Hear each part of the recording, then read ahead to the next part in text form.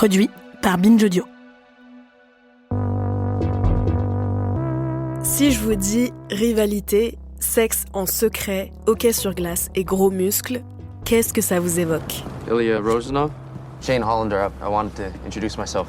Vous l'avez peut-être vu passer sur les réseaux sociaux ces dernières semaines, la série canadienne Heated Rivalry est en train de devenir un phénomène mondial de pop culture et elle vient d'arriver en France. You're an awesome player to watch.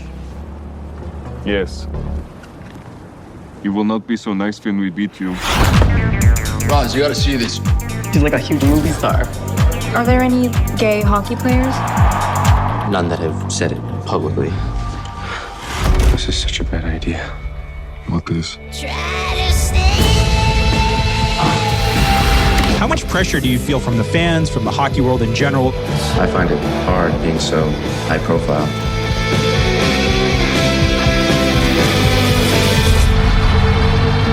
So, you're not gonna tell anyone about this, are you?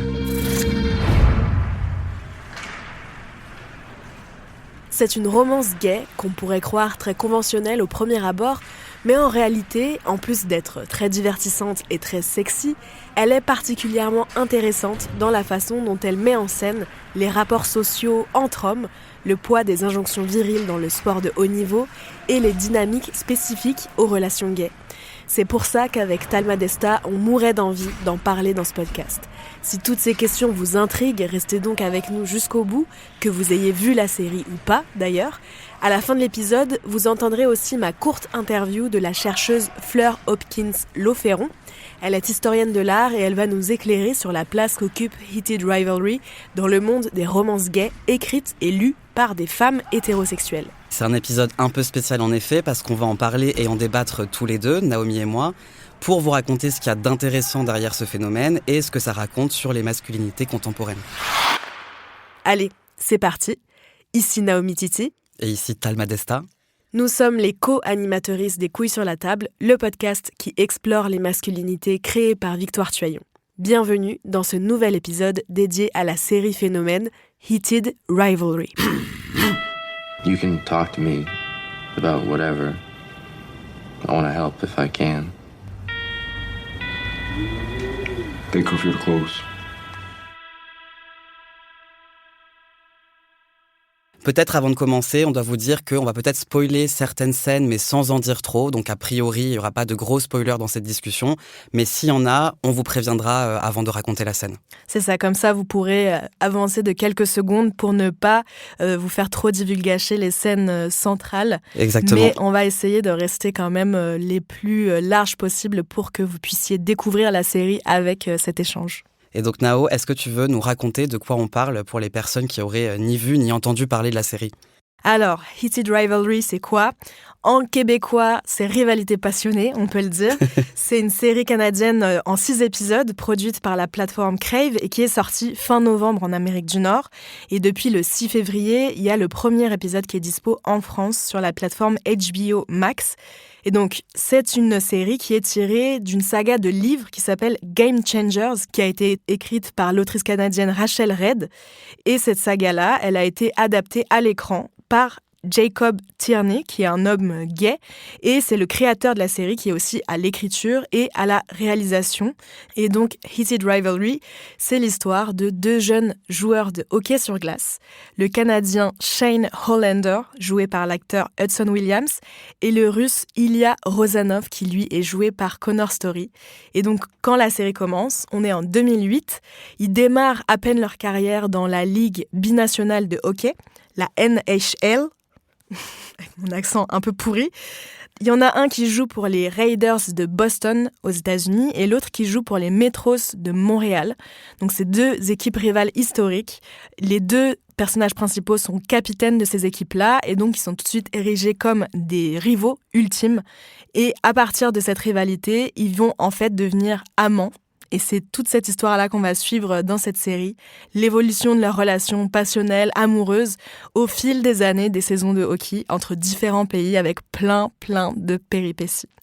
Depuis la sortie de la série fin novembre en Amérique du Nord, La série, elle est devenue un phénomène mais de ouf. Selon les premières datas d'HBO, au bout de 90 jours après la sortie du premier épisode, 9 millions de spectateurs et spectatrices ont regardé cette série seulement aux États-Unis. C'est un truc de ouf. Et par épisode.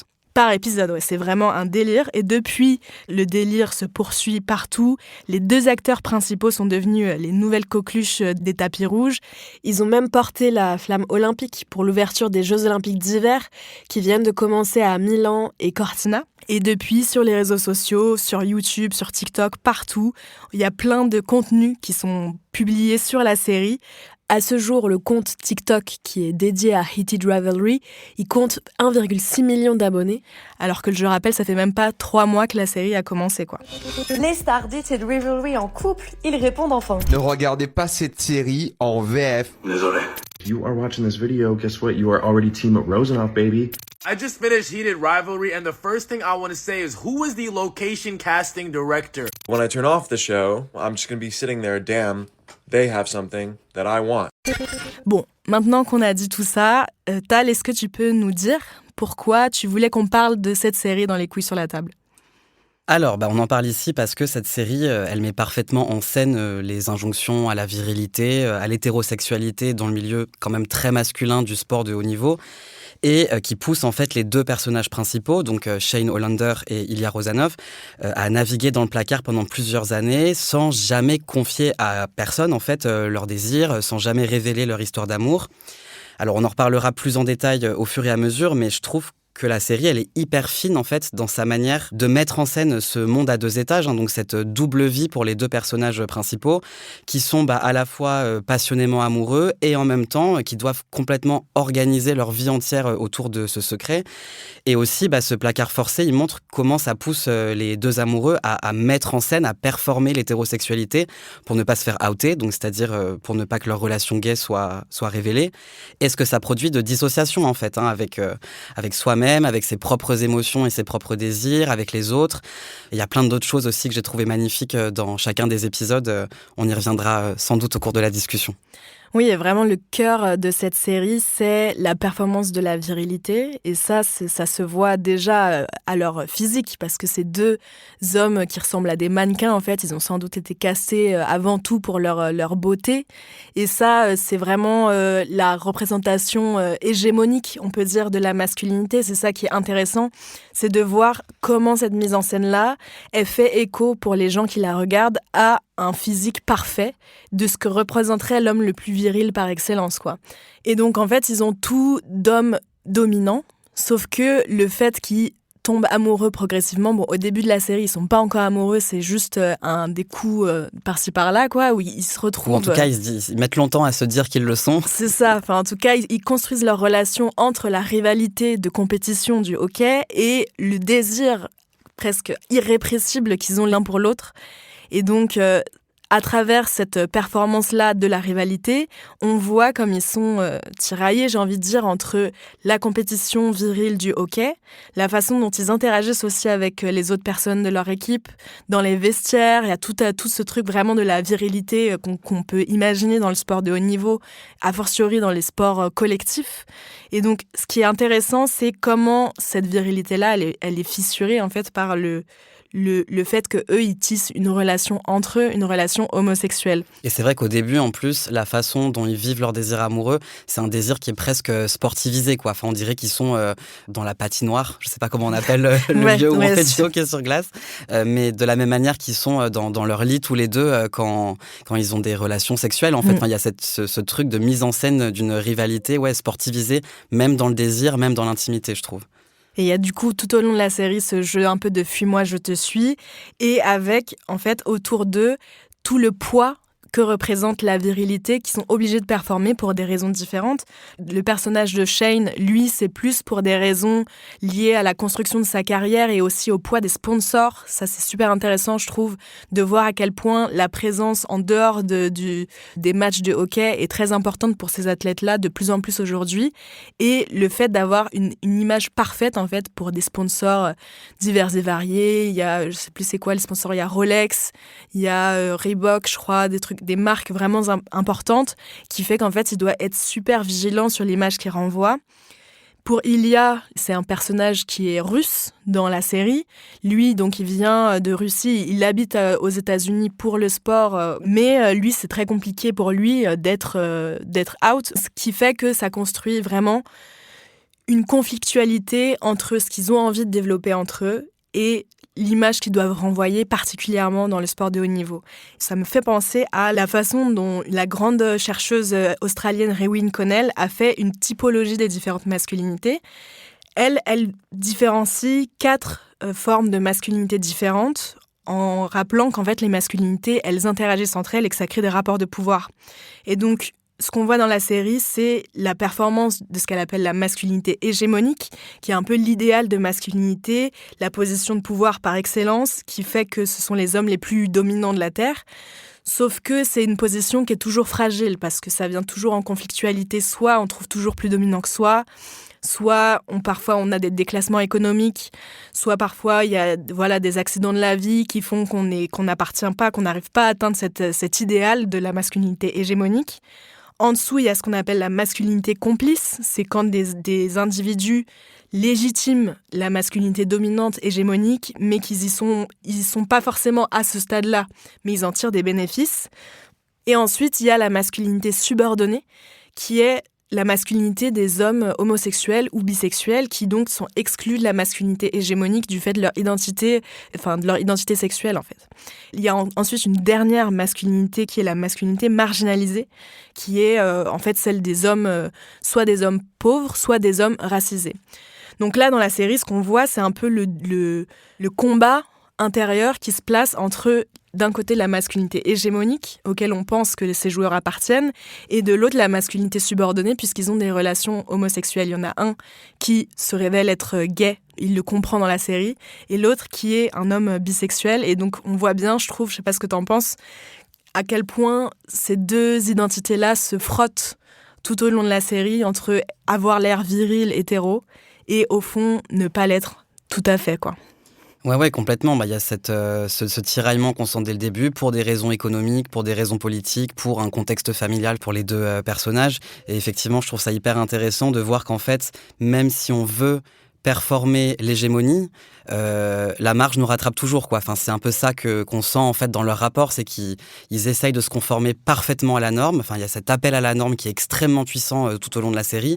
Et en fait, malgré leurs efforts, malgré leur silence, malgré le placard, malgré leur très grande énergie mise à correspondre exactement à ce qu'on veut d'eux, ça fonctionne pas, quoi. Il y a une mise en échec permanente et je trouve que c'est hyper bien mis en scène dans la série.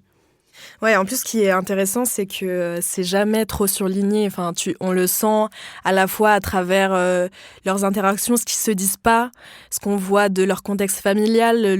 Par exemple, le personnage d'Ilya, il est très oppressé par sa famille. Il a un père russe qui est militaire, il est tout le temps sur ses côtes, il fait que l'humilier tout le temps. Il est toujours rattrapé en fait par ce rôle d'enfant maltraité. Tous les hommes de sa famille, ouais, parce que même son frère est aussi très violent envers lui. Donc il est confronté en fait en permanence à des hommes qui lui laissent aucun répit dans justement la mise en scène de sa propre masculinité et de sa propre virilité. Et ce qui est intéressant, c'est que chez Shane, c'est peut-être moins la famille qui pose problème que lui, l'idéal qu'il se fait de comment il doit être sur la glace. Ce qu'on voit dès le début de la série, c'est qu'il est métis japonais-canadien. Et que très vite, en fait, la question de la représentation de ce qu'il est en tant qu'homme d'origine asiatique fait qu'il doit être encore plus exemplaire que les autres et qu'il doit aller encore plus loin pour essayer de décrocher toutes les médailles et d'avoir la meilleure posture possible, quoi. Oui, c'est un peu cette position de minorité modèle et en même temps, je trouve que du fait qu'on le pousse à embrasser cette masculinité hégémonique, quelque part, ça le blanchise aussi. C'est-à-dire que finalement, la question raciale, elle n'est pas tant présente que ça dans son parcours ou dans sa façon de vivre sa vie, de se mettre en scène, etc. Parce que justement, il est dans une telle performance de l'hégémonie que du coup, effectivement, c'est comme si ça le blanchissait. Quoi. Je ne sais pas le dire autrement, mais il y a cette correspondance aussi entre hégémonie et blanchité que lui aussi doit incarner finalement, même s'il n'est pas blanc. En plus, il le dit, le fait qu'il ait un nom américain, qui ne soit pas un nom à consonance est-asiatique, ça l'a protégé dès le début de sa vie. Et finalement, c'est ça peut-être qui lui permet de se faire une place dans ce monde très carriériste du sport de haut niveau. And I bet that being the only Asian kid didn't make it less intense. I wasn't the only one. There was one other. He hated me, though. I have a Western last name, so it's like the other kids kind of forgot to make fun of me. And I bet you're pretty good too, right? I was all right.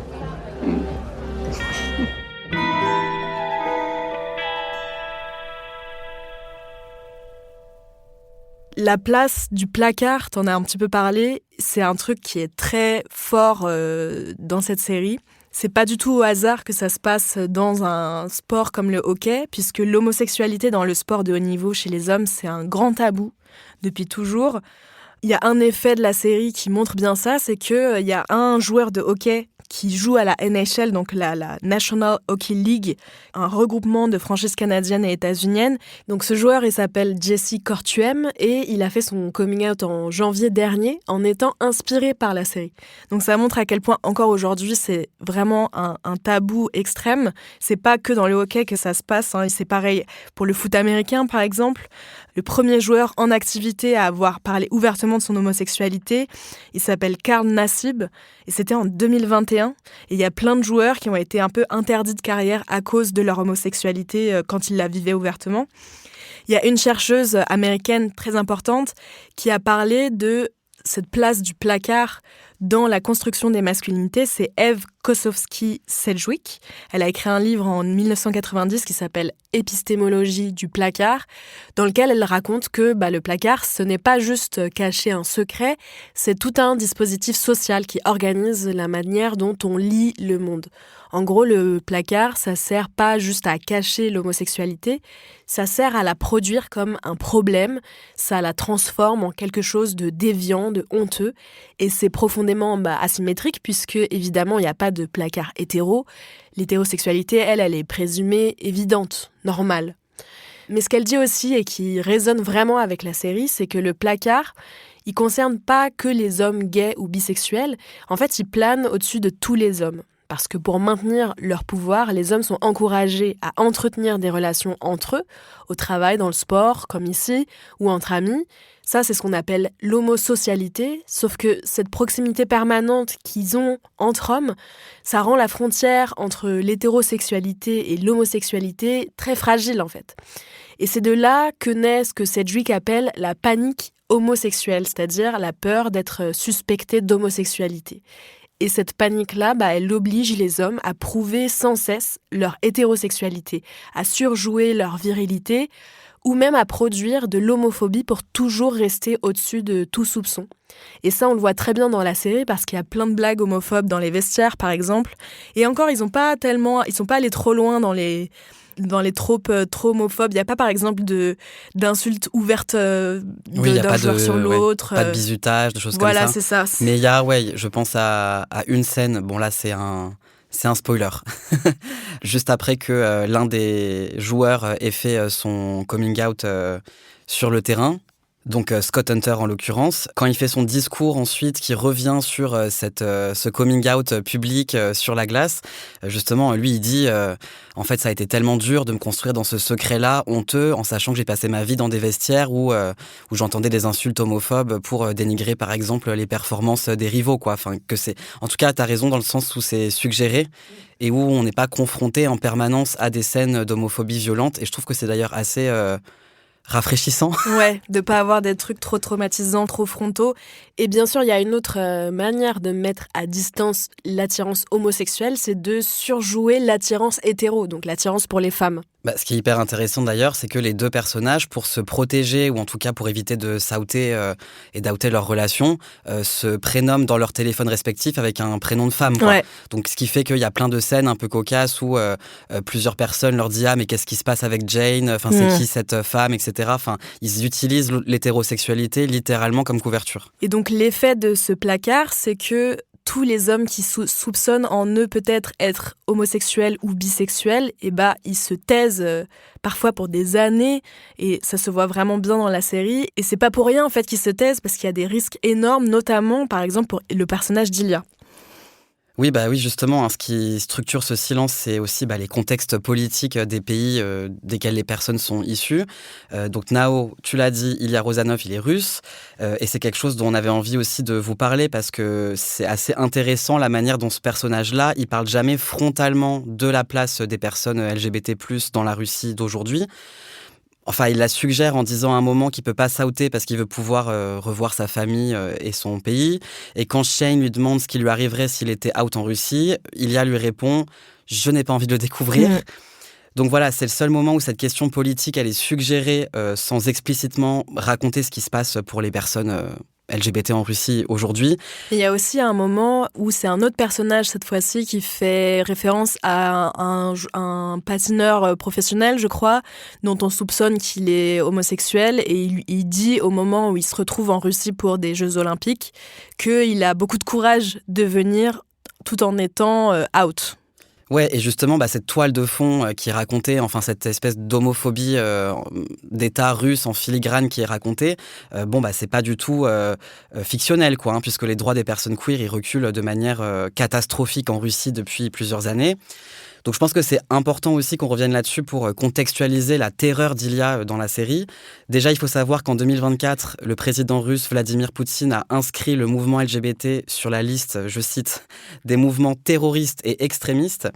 Ça vient 1 an après le bannissement par la Cour suprême de Russie de ce qu'elle appelle le mouvement international LGBT. Donc c'est une appellation très floue qui permet du coup une répression massive des activistes queer dans le pays. Et ces deux mesures-là, elles ne sont pas uniques, c'est l'aboutissement d'un harcèlement homophobe et transphobe qui s'est accéléré drastiquement dans les années 2010. Par exemple, en 2013, la Russie votait une loi qui interdisait, je cite encore, la propagande de relations sexuelles non traditionnelles auprès des mineurs. Et en 2022, cette loi, elle a été étendue à toute forme de propagande LGBT, donc ce ne sont pas mes mots, encore une fois, donc dans les médias, sur Internet, dans les livres, dans les films, etc. Donc très concrètement, qu'est-ce que ça veut dire ? Que c'est interdit de parler, tout simplement, des personnes LGBT en Russie, puisque la mention de leur existence, l'affichage d'un drapeau LGBT, la vente d'un livre sur le sujet, ou que sais-je encore, ça peut exposer à des amendes, voire à des peines de prison.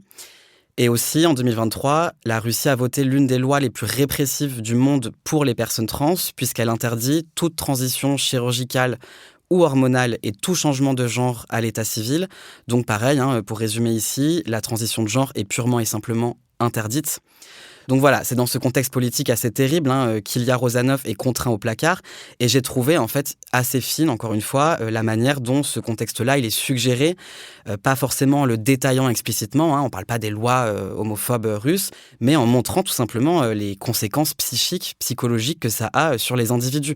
Donc en l'occurrence pour Ilya, une peur constante assez extrême, une incapacité à exprimer ses émotions et une grande difficulté à se connecter à lui-même et aux autres, quoi.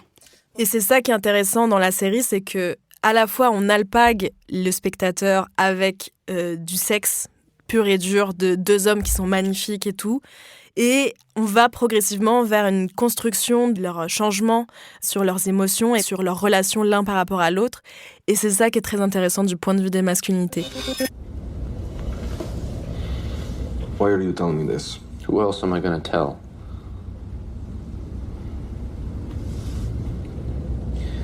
It's not just being gay.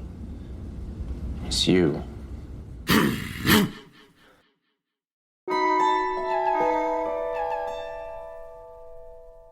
Mais revenons-en à la sexualité, parce que c'est quand même un sujet important pour cette série. Clairement. Surtout dans les premiers épisodes. Ouais.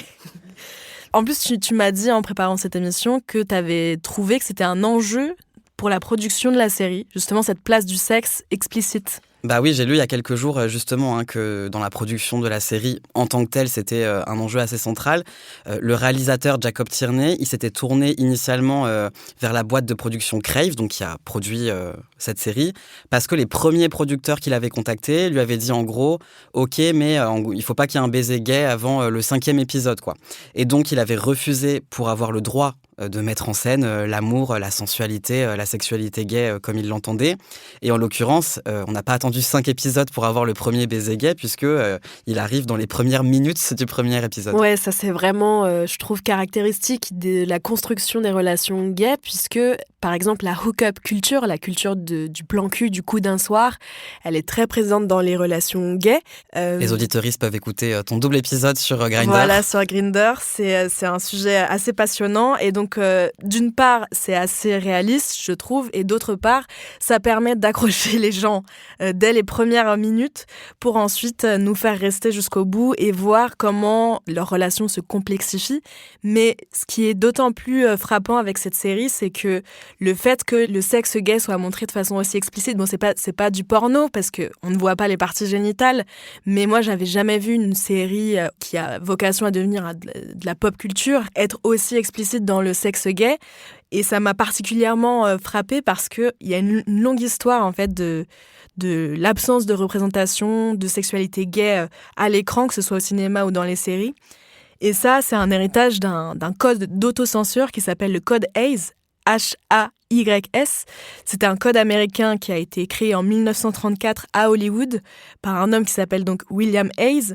C'était un peu le backlash puritain après les années folles des années 20, parce qu'en fait, à cette période-là, il y avait plein de personnages LGBT dans les films. Et donc, il y a eu un backlash assez net dans les années 30. Et donc, ce code-là, il définissait plein de règles sur ce qu'on peut montrer ou pas à l'écran. Ça intervenait pendant la production des films pour que ne sorte jamais un film qui soit immoral, entre guillemets, à l'écran. Donc il y avait plein de règles différentes et l'une d'entre elles, c'était qu'on ne peut pas montrer de personnages LGBT à l'écran, sauf si c'est des méchants, en fait, très stéréotypés. L'autre autorisation, c'était que, ok, il peut y avoir des personnages LGBT, mais que s'ils ont une fin tragique. Donc, s'ils meurent... Que si on les maltraite ou qu'ils décèdent. Voilà, exactement. Quoi, ouais. C'est un code qui a tenu jusqu'en 1968, mais ça a encore une très grosse place dans les productions culturelles après les années 70. Et c'est pour ça, par exemple, que les communautés LGBT se plaignent souvent du trope qui s'appelle « bury your gays », donc le fait que les personnages gays soient forcément tués à la fin des films. Et ça, c'est vraiment un héritage du code Hays. Et donc c'est pour ça, entre autres, qu'on a mis longtemps à montrer ouvertement de la sexualité gay à l'écran. Et c'est pour ça que je trouve que cette série-là, en étant aussi grand public, elle fait quand même date sur cet élément de la sexualité. Oui, sur cette question de la sexualité, ce que je trouve assez intéressant et ce qui nous montre encore une fois qu'on est dans un monde à 2 étages, quoi, c'est que moi, en voyant les premières scènes de sexe qui, en plus, du coup, arrivent assez tôt dans la série, j'ai été assez fasciné parce qu'on n'a pas l'habitude de voir ça souvent, en fait, une espèce de soft porn où la sexualité, même sans voir la génitalité, on l'aperçoit quand même très très bien. Il y a beaucoup de scènes de fellation, voilà, qui sont pas seulement suggérées, quoi, enfin qu'on voit. Et c'est pas coupé au début de la voilà, scène, par exemple. Voilà, c'est pas coupé, exactement. Il n'y a pas de musique derrière. On suit juste la scène de sexe, même sans la voir très directement. Et donc ça, c'est vrai que c'est des images qu'on a peu l'habitude de voir aussi frontalement. Et en même temps, je peux pas m'empêcher de me dire que ça met en scène des corps parfaits, quoi. Donc on reste quand même dans cette mise en scène d'une blanchité, même si l'un des 2 personnages n'est pas blanc en tant que tel, mais il est blanchisé comme on l'a dit. Une forme de construction très viriliste des corps aussi. Enfin, bien sûr, ils sont athlètes de haut niveau, donc on se doute qu'ils sont musclés, mais en tout cas, voilà, c'est un bon prétexte aussi, le sport, pour montrer ces corps-là musclés. Exactement. Donc on est dans cette double mise en scène qui est à la fois, je n'irai pas jusqu'à dire révolutionnaire, mais en tout cas assez rare, et en même temps qui reproduit des codes d'une virilité et de la beauté aussi dominante classique, quoi. En fait, ce que je trouve intéressant sur cette question des corps parfaits qui sont montrés dans ces scènes de sexe-là, c'est que quand même, on voit un peu l'aboutissement de ce qui traîne souvent dans les scènes avec des hommes au corps parfait. Par exemple, plein de films d'action avec Tom Cruise ou Brad Pitt, des acteurs comme ça, où dans plein de films, ils sont montrés dans des... C'est ce que tu disais avec ton invité avec Hélène Fish, ouais. Qui racontait dans l'épisode sur les sex symboles que parfois le sport et la complicité masculine dans le sport, c'était un peu un prétexte pour montrer une forme d'homoérotisme, mais qui n'allait jamais plus loin. Alors que là, on va au bout de la chaîne. Ah oui, on va vraiment au bout, là. Donc ça, je trouve ça intéressant et je pense que peut-être que ça aurait pas un tel succès si c'était pas des hommes qui ressemblent à des mannequins pour Calvin Klein, quoi. Ça, c'est certain. D'ailleurs, le personnage de Shane fait une pub pour Calvin Klein dans la série.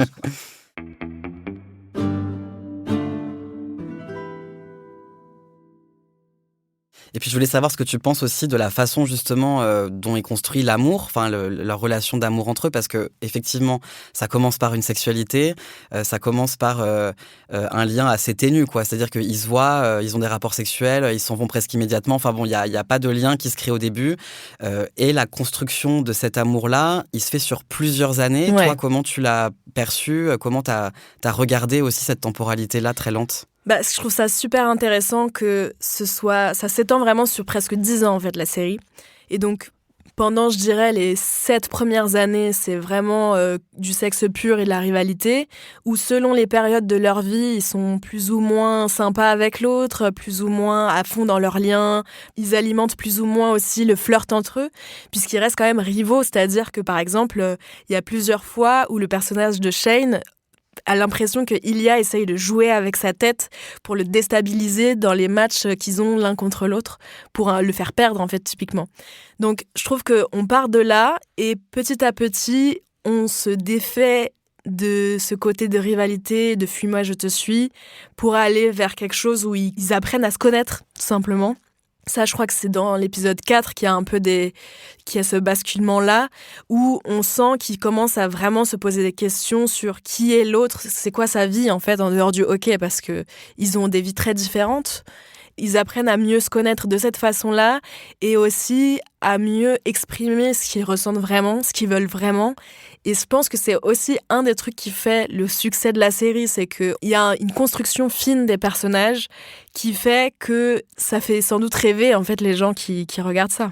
Ouais, et puis il y a des moments de bascule, j'ai l'impression, qui créent d'un coup cette intimité. Moi, justement, j'ai l'impression que certes, on la voit se construire au fil des épisodes, mais qu'il y a des moments qui l'accélèrent de manière assez frontale, quoi. Donc typiquement, là, pareil, spoiler de nouveau, mais le coming out d'un autre coéquipier de hockey sur glace permet aussi d'accepter de créer une intimité, quoi. C'est-à-dire qu'à partir du moment où ce joueur-là fait son coming out, Ilya dit à Shane, c'est bon, je viens dans ton cottage. I'm coming to the cottage. Voilà. On va passer du temps ensemble et c'est le vrai moment où ils acceptent d'avoir une intimité prolongée sur plusieurs jours, où ils vont être seuls pour se découvrir, etc. Au bout de 9 ans. Au bout de 9 ans. Donc, c'est long. Hein. C'est vraiment l'inverse de la culture lesbienne, là. Ouais, c'est vrai que c'est un des clichés des lesbiennes. Je parle en connaissance de cause que dès que les lesbiennes se rencontrent, elles veulent tout de suite emménager ensemble et rester collées l'une à l'autre toute leur vie. Et le cliché inverse pour les relations gays, c'est que, un peu comme dans la série, en fait, ils se voient, ils baisent, ils restent surtout pas à dormir ensemble. Et là, par miracle, quelques années après, il y a quelque chose de plus qui se passe. Mais ouais, sur ça, c'est vraiment un aspect qui m'a fait marrer, quoi. Et puis je pense à une autre scène aussi dont j'ai envie de parler parce que c'est ma scène préférée, je pense, de toute la saison. Et ce qui permet aussi justement de construire cette intimité-là, c'est le moment où Ilya, qui est donc en Russie pour un événement personnel, se sent complètement dépassé en fait par les liens qu'il a avec sa famille. C'est trop violent, il en peut plus. Et donc du coup, il a Shane au téléphone et Shane lui dit, écoute, si t'arrives pas à t'exprimer, si t'arrives pas à dire ce que tu ressens, dis-le en russe. Moi, je comprends pas le russe, donc comme ça, tu pourras dire absolument ce que tu veux. T'auras une oreille pour t'écouter, mais je comprendrai pas ce que tu dis. Et là, je trouve que la scène est absolument magnifique. Donc c'est une de mes scènes préférées. Elle est super belle, quoi. Hey, I have an idea. How about you tell me everything that's on your mind, but in Russian? I won't understand, but maybe it'll help. Окей. Я никогда больше сюда не вернусь. Я здесь все ненавижу. И все меня ненавидят.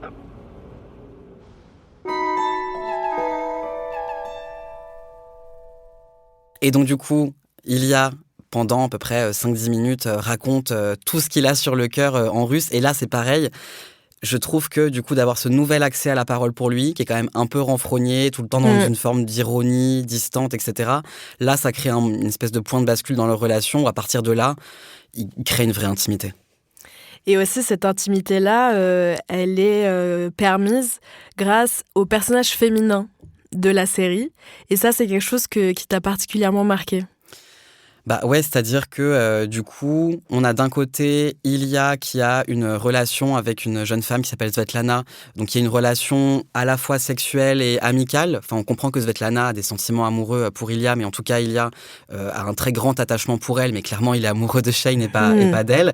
Mais en tout cas, voilà, il y a une relation fondée sur le désir, le respect, l'amitié, etc. Du côté de Shane, il sort du coup, donc là officiellement quoi, il se met en couple pour essayer justement de conjurer cette homosexualité. Et donc il se met en couple avec une jeune femme qui s'appelle Rose Landry, donc qui est jouée par Sophie Nellis. Et qui est une grande actrice, c'est un personnage d'actrice très connu. Exactement, donc dans la série en plus il y a toute cette image de mise en scène du couple un peu connu, qui a du succès, etc. Donc qui pressurise encore plus Shane parce que là il y a un truc duquel il peut plus échapper quoi. Et en tout cas bon voilà, il y a ces deux femmes là qui jouent un rôle assez clé dans la vie des deux personnages. Et en fait, ce sont ces deux femmes qui vont comprendre assez vite, enfin qui vont comprendre les premières avant tout le monde, quoi, leur désir pour les autres hommes et la façon dont elles répondent à cette compréhension-là. Je trouve ça magnifique parce que, en fait, c'est presque elle qui leur permet ensuite de se dire et d'accepter leur désir pour les autres hommes parce qu'elles sont immédiatement dans une posture d'empathie, d'accueil, notamment Rose qui dit à Shane, en fait... tu n'as pas à t'excuser, tout va bien, qui lui propose même potentiellement de jouer sa couverture avec lui, quoi, en tout cas le protéger jusqu'à temps qu'il soit prêt à le dire. Et je trouve ça hyper beau, la manière dont cette compréhension de leur désir bisexuel ou gay ne crée pas une espèce de conflit, d'esclandre, etc. Au contraire, ça crée aussi des liens extrêmement beaux avec les personnes qui sont prêtes à accueillir ce secret pour eux, et je trouve ça très beau et pas étonnant que ce soit les femmes de la série. Mais c'est intéressant parce que souvent, une des choses qui est parfois reprochée dans les romances gays, que ce soit à l'écrit ou à l'écran dans les séries, c'est que les personnages féminins sont souvent un peu antagonisés, c'est-à-dire qu'elles sont vues comme des méchantes qui empêchent, qui sont des obstacles à la relation gay entre les personnages principaux. Et là, je trouve ça très intelligent, la façon dont ça a été un peu twisté, ce trope-là, pour montrer qu'en fait, les femmes peuvent être des alliés de façon très tangible pour des hommes LGBT, quoi. Ouais, et tout ça dans une grande finesse, quoi, parce qu'encore une fois, si je reprends l'exemple de Svetlana, donc la sex friend d'Ilya, la façon dont elle lui dit « j'ai compris », c'est trop beau, quoi. C'est-à-dire qu'elle lui dit t'as Jade, là, que je vois apparaître sur ton téléphone tout le temps, il a beaucoup de chance. Et c'est très finement amené. Sorry, I don't think I'm going about this the right way. Going about what? I really like you, Shane. I like you too. But I have a feeling that maybe I'm not doing it for you. Yes, you are. I know you like talking to me. Yeah. But do you like kissing me? Sure.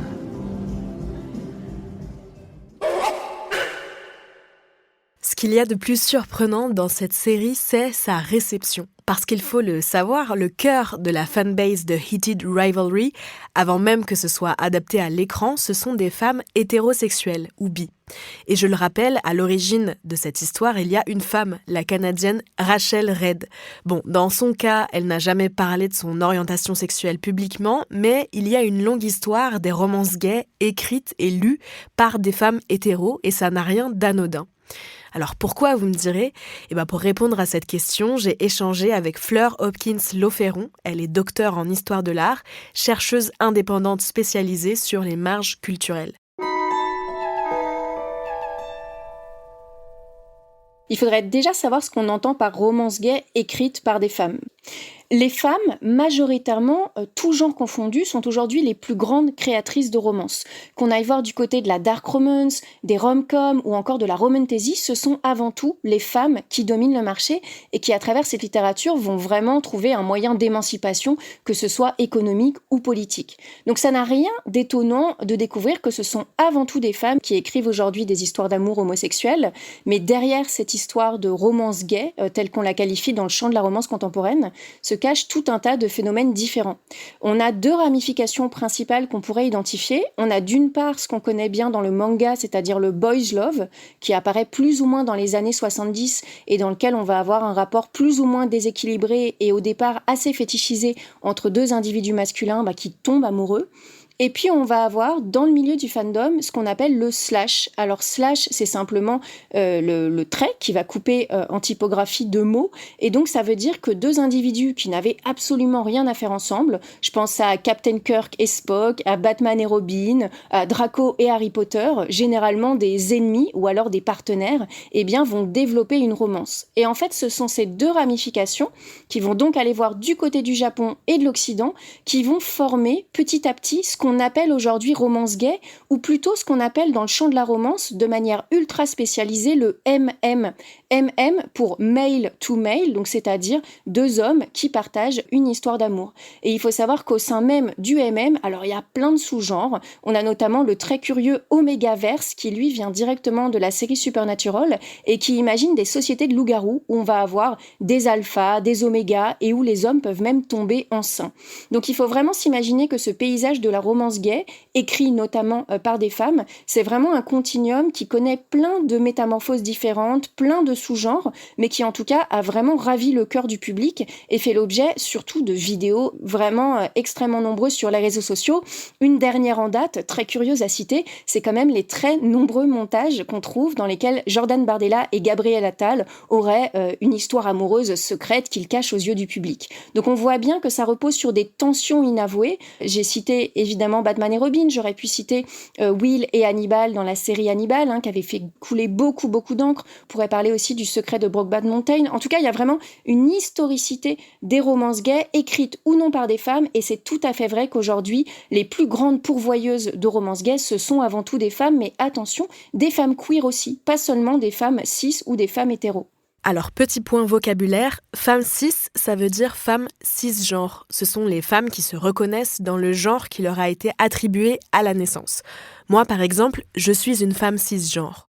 Et donc des femmes qui vont explorer à travers ce récit toute la charge sociologique et politique que peuvent contenir un récit que l'on pourrait négativement considérer comme niais, comme mièvre, comme réservé aux femmes. Eh ben non, en fin de compte, ces autrices nous racontent que c'est aussi là un champ de bataille, un terrain politique où raconter des histoires d'amour qui vraiment vont sortir précisément de la norme.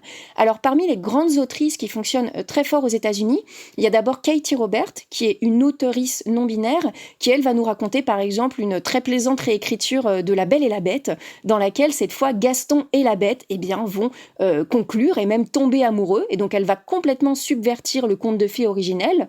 Et puis de l'autre, on a Rina Kent, qui est vraiment une très très grande autrice dans le champ de la dark romance, et qui a carrément consacré une saga qu'elle appelle Vilaine, donc vilain, à des hommes qui tombent amoureux de manière complètement inattendue, et qui vont vraiment être dans un rapport à la fois de conflictualité l'un avec l'autre, mais aussi avec eux-mêmes, puisqu'à chaque fois, ce sont des hommes qui ont beaucoup de mal à accepter qu'ils peuvent être homosexuels dans une société qui accueille très mal la différence et tout ce qui sort de l'hétéropatriarcat et de l'hétéronormativité.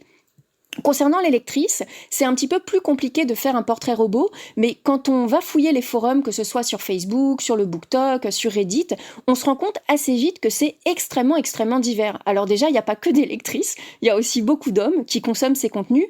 Évidemment, pour une partie, ça va être des hommes qui vont être queer, qui vont être gays, mais pas que. On a parfois des surprises avec des lectrices qui disent « j'ai envie de faire découvrir le MM à mon mari, quel titre vous pouvez me conseiller ?» Puisque rappelons quand même que ce sont des récits avant tout qui nous parle d'amour, peu importe que ce soit des amours entre hommes, entre femmes, du polyamour, c'est avant tout le sentiment amoureux qui est exploré dans le détail.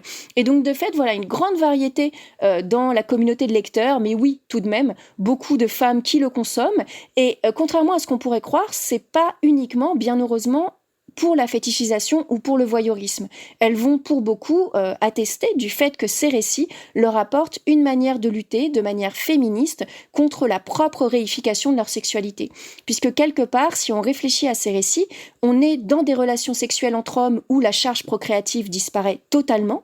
On va être aussi dans des relations sexuelles où on va parler beaucoup plus ouvertement de consentement, on va mettre des mots très clairs sur les annulingus, sur la fellation, sur tous ces rapports sexuels qui pendant très longtemps été édulcoré dans le champ de la romance, puisque dans les romances hétérosexuelles, qu'on le veuille ou non, on se positionne toujours en faveur inconsciemment ou en disruption totale avec le modèle hétéronormatif. Et donc, quelque part, les lectrices, quand elles vont choisir de consommer du MM, c'est une manière, vous voyez, de se reposer l'esprit en sachant pertinemment qu'on est ici dans une espèce d'utopie amoureuse où la culture du viol, le slut-shaming, toutes ces choses-là, eh bien, ça n'existe pas pour les deux hommes en présence dans ces récits. Ça participe très très très largement d'un élargissement global de la manière de percevoir l'amour et la sexualité aujourd'hui, puisque aujourd'hui, la romance, sous toutes ses formes, c'est vraiment devenu un appareil politique et sociologique pour penser nos manières d'approcher l'amour et la sexualité. C'est devenu vraiment un espace militant, un espace de revendication, et donc beaucoup de ces femmes-là, quand elles consomment ces récits-là, qu'elles soient queer,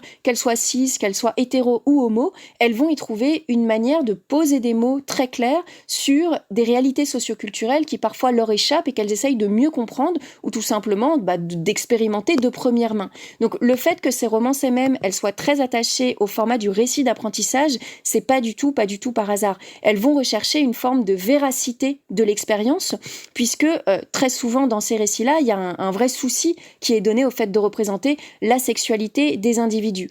C'est pas juste la jouissance de dire super, un homme qui fait une fellation à un autre homme. C'est plutôt regarder la psyché des hommes différemment et voir qu'ils sont capables d'amour, qu'ils sont capables d'angoisse, qui eux aussi ils aspirent à un amour honnête, pur, authentique. Et donc il y a plutôt un phénomène d'identification de la part des lectrices.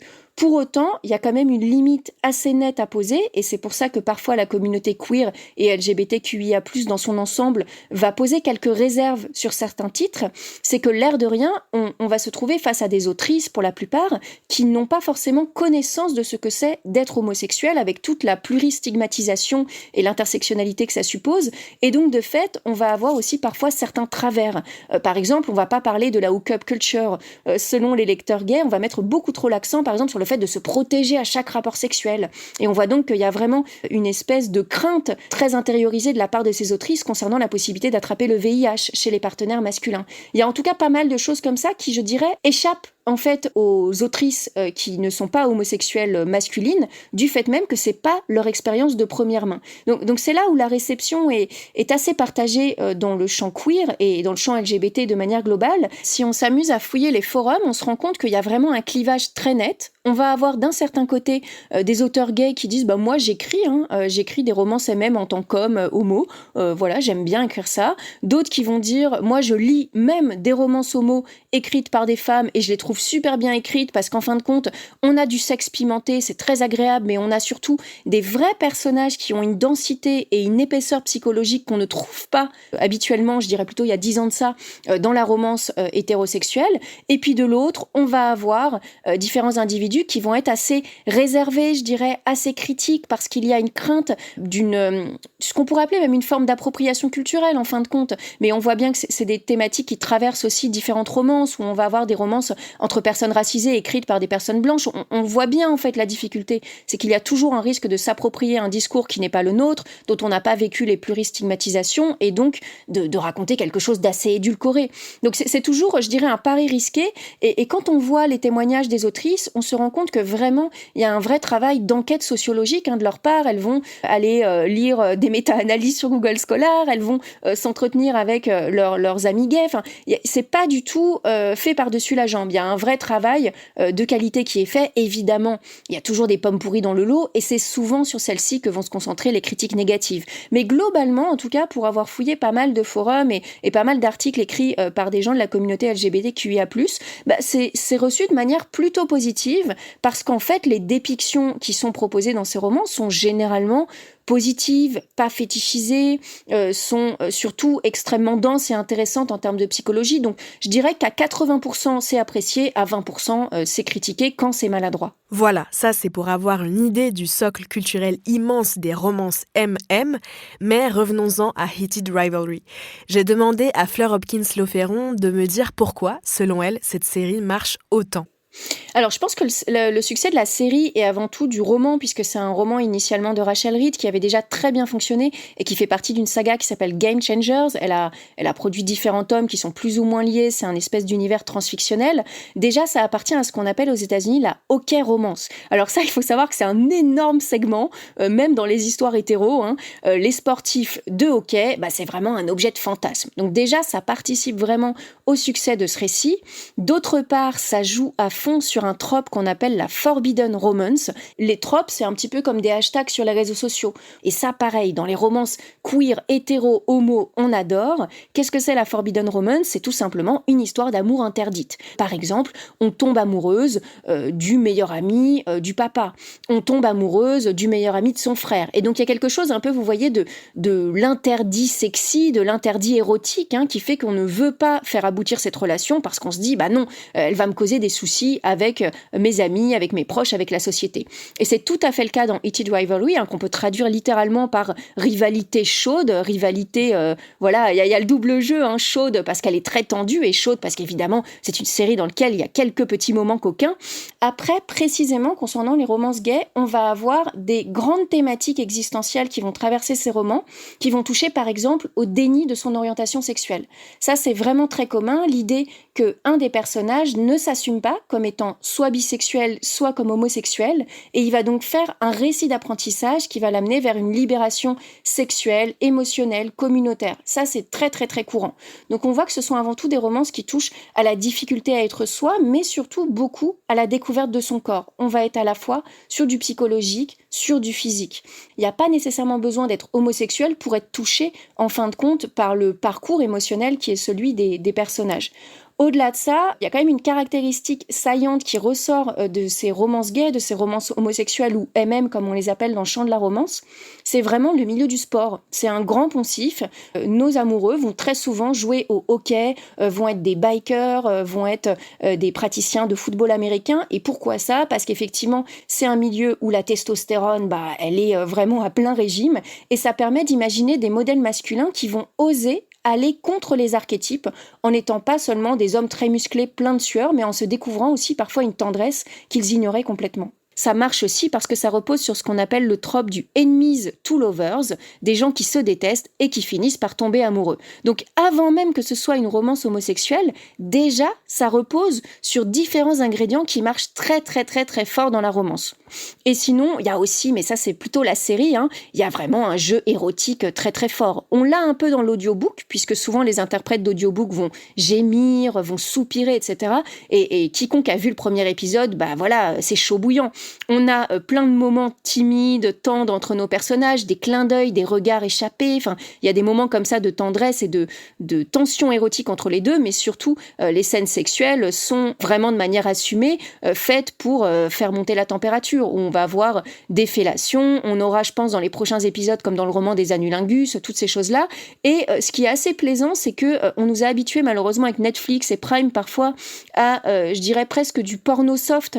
J'ai en tête, évidemment, 365 jours, où c'était fait de manière assez grossière, et on était vraiment dans la fétichisation, dans la réification du personnage féminin, alors que là, dans la série, ce qui est plaisant, c'est que, qu'on le veuille ou non, puisqu'on est dans une romance MM, on va avoir un rapport d'égalité entre nos deux personnages masculins et donc une découverte de la sexualité où il y a pas de rapport de domination, de soumission, de consentement volé ou de consentement non éclairé. On voit bien que les personnages, ils ont envie d'être ensemble et forcément, ça c'est communicatif pour le spectateur. Ça reste avant tout, que ce soit hétéro, homo, une belle histoire d'amour qui nous parle de la possibilité de concrétiser un amour dans une société, rappelons-le quand même, qui est de plus en plus masculiniste, de plus en plus tournée vers les extrêmes, et je pense que ça fait du bien tout à chacun de voir des histoires d'amour à l'écran où être homo, c'est possible, et on peut le faire au plein jour au fil des épisodes. Pour finir cet échange-là, Tal, est-ce que tu veux me dire pourquoi, selon toi, cette série marque un tournant par rapport aux représentations des masculinités pour toi ? Ça rejoint tout ce dont on a parlé jusque-là, mais moi je pense que ce qui m'a le plus marqué, c'est la façon dont la série, elle met en scène le désapprentissage des injonctions virilistes chez ces deux personnages principaux. Donc, c'est-à-dire que dans les premiers épisodes, Shane et Ilya, ils savent ni parler, ni se montrer vulnérables. Enfin bon, c'est très compliqué, même leurs échanges écrits. c'est vraiment monosyllabique, quoi. Et donc, on commence avec ce rapport-là à leurs émotions et au fait de jamais vouloir se montrer, en fait. On voit étape par étape, sur cette temporalité très lente, comment ils sortent de ce rapport complètement dissocié et très viril à la parole, à l'émotion et tout ça. Et donc ça passe à la fois par des éléments extérieurs comme le fameux coming out de Scott Hunter sur le terrain. Ça passe, on l'a dit, par leurs copines qui sont les premières à comprendre leur désir pour les autres hommes. Et puis ça passe aussi par des logiques plus internes aux personnages, on va dire, puisqu'on voit comment cette relation qui au départ est très fracturée par le fait de devoir constamment se cacher, elle change en relation de soutien, de care, d'accompagnement mutuel. Et j'ai trouvé ça hyper beau de voir à l'écran en fait ce processus difficile et clairement chaotique parce que ça nous montre tout simplement aussi comment l'amour, ça donne du courage et ça parle au grand romantique que je suis. Merci Tal. Merci Nao.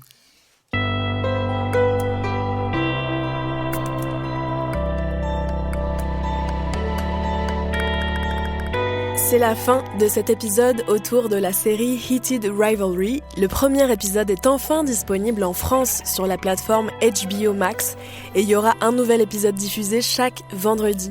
Si vous ne l'avez pas encore vu, on ne peut que vous encourager à aller regarder ça. Vous verrez, ça se dévore comme un petit bonbon. Dans le même style mais un peu plus confidentiel, je vous recommande aussi le film Challengers de Luca Guadagnino. Cette fois-ci, ce sont 2 joueurs de tennis qui se tournent autour et moi, ce que j'ai préféré dans ce film, c'est la BO incroyable, signée Trent Reznor et Atticus Ross. Merci à Fleur Hopkins-Lauferron d'avoir répondu à mes questions. Dans quelques semaines, vous pourrez lire son nouveau livre sur la dark romance, un autre genre de littérature très populaire chez les jeunes femmes. Son ouvrage s'appelle Dark Romance, guide amoureux, et il paraît le 6 mars 2026 aux éditions Gauteur. Si cet épisode vous a plu, n'hésitez pas à le partager sur les réseaux sociaux et autour de vous, à tous les fans de cette série et surtout à celles et ceux qui hésitent encore à se lancer. Mettez-nous 5 étoiles sur votre appli, abonnez-vous au podcast si c'est pas encore fait et surtout laissez-nous des commentaires pleins d'amour pour nous dire ce qui vous a le plus intéressé dans l'épisode ou pour nous raconter votre moment favori dans la série par exemple. On aimerait bien savoir aussi ce que vous avez pensé de ce format de débrief culturel. C'est assez différent de ce qu'on a l'habitude de faire dans les couilles sur la table. Avec Tal, nous on a adoré travailler dessus, mais on tâtonne encore sur ce format-là, donc n'hésitez pas à nous donner votre avis par mail à l'adresse lescouillessurlatable@binge.audio. Les couilles sur la table, c'est le nom de ce podcast créé par Victoire Tuaillon en 2017 et produit par Binge Audio. Je m'appelle Naomi Titi, je m'occupe de la supervision édito de ce programme et avec Tal Madesta, on co-anime cette émission depuis septembre 2024. Pour cet épisode, on a préparé et mené cette discussion tous les deux. C'est moi qui me suis occupée du montage et de l'interview de Fleur Hopkins-Lauferron. À la prise de son et la réalisation, c'était Paul Berthiaud. À la production et l'édition, Charlotte Bex. Lise Niederkorn s'est occupée du visuel et elle est à la communication. Alban Philly, c'est la directrice de production et Thomas Rozek, c'est le rédac-chef de Binge. Merci beaucoup, chers auditeuristes, de nous avoir écoutés jusqu'au bout. Je vous dis à très bientôt dans Les couilles sur la table.